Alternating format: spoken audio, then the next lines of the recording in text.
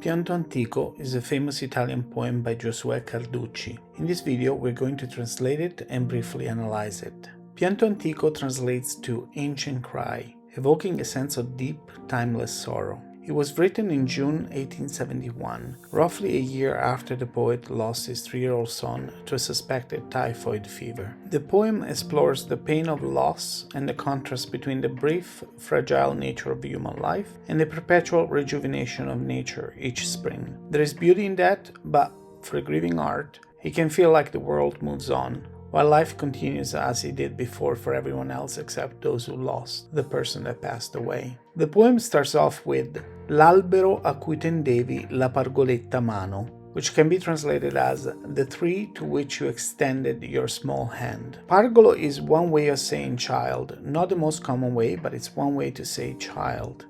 So the diminutive adjective pargoletta is basically an affectionate way of referring to a child's hand. Il verde melograno dà bei vermigli fior, which means the green pomegranate gives beautiful vermilion flowers, so intense red flowers. Two things to notice here. The adjective verde is often placed after the noun in Italian, but placing it before melograno kind of gives it a more poetic sound. Second, you'll notice that it's fior instead of fiori. This is done to maintain the rhythm and meter of the poem, and it also gives it a certain poetic sense. It's also common in Italian to drop the last vowel from certain nouns and verbs. For example, in Mozart's famous opera, we have così fan tutte instead of così fanno tutte. Likewise, there is a famous Italian song by Ron, which is called Non abbiam bisogno di parole, in which he uses abbiam instead of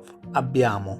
Nel muto orto solingo, which means in the silent, solitary garden. Here solingo is used, and it's an antiquated word for solitario, which means solitary or lonely, if you will. Rinverdì tutto aurora, which means has just now turned green again. E giugno lo ristora di luce e di calor, which means and June restores it with light and warmth. Tu, fior della mia pianta, percossa e inaridita, can be translated as you, flower of my plant, struck and withered. Again, the poet uses fior instead of fiore, referring to his child as the flower of his plant, drawing a parallel to the pomegranate tree, and basically describing himself as the plant that has been struck and withered by the loss. In modern Italian, de la would just be spelled as a single word, as della.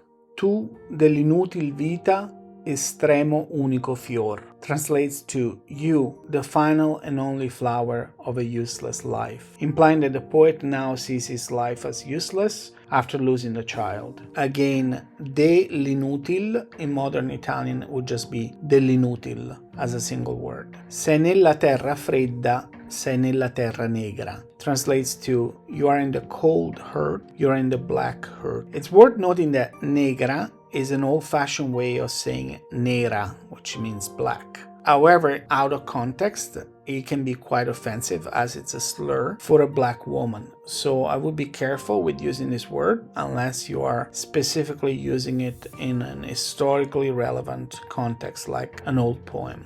And the final verse is Ne il sol più ti rallegra ne ti risveglia amor, which means neither the sun brightens you anymore, nor does love awaken you. In a less poetic context, we would place amore at the beginning of the sentence to clarify that it's a subject rather than an affectionate way of addressing the person. To me, this poem shows how the beauty of the world can sometimes feel distant and indifferent when you're grieving. Let me know if you'd like to see more Italian poems translated and analyzed.